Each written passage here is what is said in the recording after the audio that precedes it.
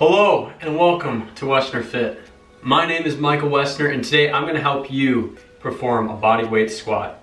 First, let's start with our stance. Our feet should be shoulder width apart with our toes slightly angled outwards. Secondly, going up to our knees. When we perform the squat, our knees should not come into each other. Ultimately, that's going to cause injury or hindrance to complete the full range of motion of the movement. So what I want you to think about is push your knees outwards. This way, it'll help keep those knees from colliding in with one another and will help you have strength throughout the entire movement. Thirdly, I want you to think about your chest. I want you to have a big, prominent chest. The reason being for this is it will help with your balance and maintaining a strong core throughout the entire movement. If you have a chest that you're not focusing on keeping prominent and instead you let it collapse, things could look something like this. That's not the point of the movement.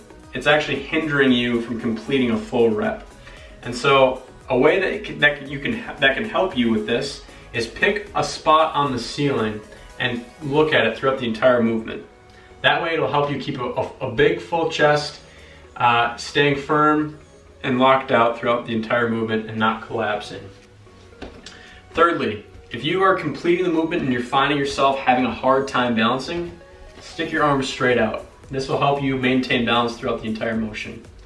So I'm going to perform 3 reps of a bodyweight squat for you to just watch. And then I'm also going to show you how, if you're having a hard time completing the full rep or the full range of motion, a good way to kind of work up to the bodyweight squat. So first, I'll do a couple straight on and then a couple from the side. So I look at my feet, get my stance correct, shoulder width apart, toes slightly angled. Then I make sure I'm pushing my knees out as I go down. Arms out, big chest up. That's a rep. I'll do that again. Feet correct. Thinking about pushing my knees out. Big prominent chest, arms out in front to help with balance. 2. Now from the side. Same thing. Get my stance correct, toes pointed outwards, thinking about pushing my knees out, arms out to help with balance, big prominent chest to help with the full range of motion.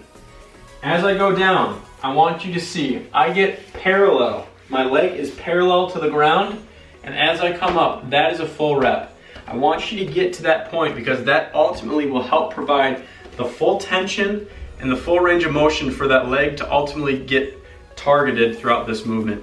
If you go down only part way, you may target some of the leg and it may start to grow a little bit, but you're not going to have that full range of motion and ultimately not a lot of muscle activation throughout the process.